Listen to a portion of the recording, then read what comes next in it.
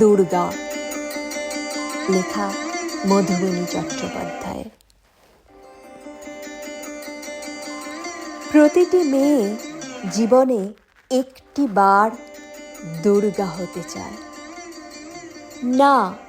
মেকআপে ত্রিনয়ন এঁকে, পাটের চুল লাগিয়ে, সিঁদুর লেপে, নথ দুলিয়ে নয়। সে দুর্গা হতে চায় তার অন্তর্মথিত ব্যথাকে আকণ্ঠ পান করে একটি বার সমস্ত জড়তা, সমস্ত কুণ্ঠা, লজ্জা, ভয়, অপমানের উপর তার বাঁ পাটি সদর্পে রেখে। ওই পায়ের তলেই অন্ধকার পরাজিত হয়েছিল সেই প্রাগ ঐতিহাসিক যুগে, তাই না? মন্দিরে বসে যখন চণ্ডীপাঠ শুনি, মায়ের মুখের জায়গায় সারি সারি অন্য মুখ ভেসে ওঠে। তারা প্রত্যেকেই দুর্গা হতে চায়, কিংবা নিজেদের অজান্তেই তারা দুর্গা।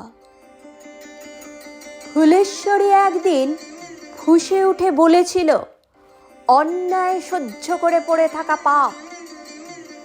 স্বামী তাকে সন্দেহ করত, লোকের বাড়িতে কাজ সেরে ফিরতে রাত হতো বলে। 6 মাস ঘরের অন্ন মুখে তোলেনি ফুলেশ্বরী প্রতিবাদে।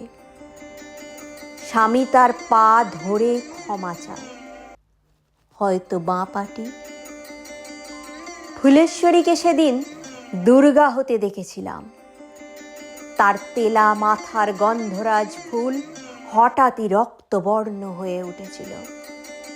বুঝেছিলাম অকাল বোধন কেবল আশ্বিনেই হয় না।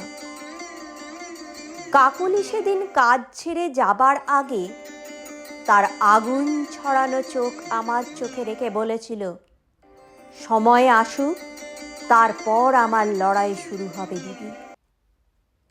যে আমাকে কাজ ছাড়তে বাধ্য করল, স্বনির্ভর হতে দিল না, তাকে আমি ছাড়ব না কখনো।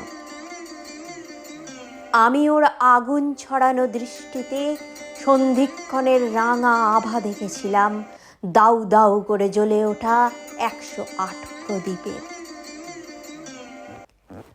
প্রতিটি মেয়ে দুর্গা হতে চায়। বন্ধু বিনু যুদ্ধ করেছিল তার সমস্ত শক্তি দিয়ে। মা হতে না পারার অপরাধে শাস্তি হয়েছিল তার। ক্ষত বিক্ষত শরীর, তার রক্তাক্ত মন নিয়ে যুদ্ধ ঘোষণা করেছিল ঠিকই, কিন্তু অসময়ে ঘুমিয়ে পড়ল। তার যাওয়ার খবর পেলাম মহাষষ্ঠীর বোধনকালে। বুঝলাম সেও দুর্গারই যাওয়া।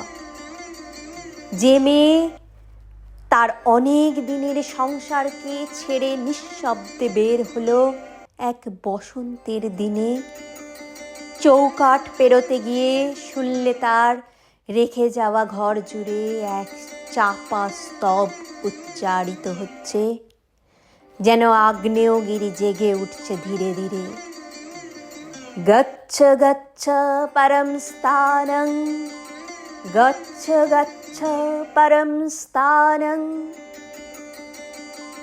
এত দিনের ঘর তাকে বিসর্জনের মন্ত্রে জাগিয়ে দিচ্ছে, তার আসল ঘরের সন্ধান দিচ্ছে, যে ঘরে আলো আছে, তার প্রবল অস্তিত্বের স্বীকৃতি আছে, যে ঘরে কোনো এক বসন্তে, বর্ষায়, হেমন্তে, অন্তরে অকাল বোধনের মঞ্চে সে জেগে উঠবে এক নতুন নাম নিয়ে, 10 বাহু সমন্বিতা হয়ে।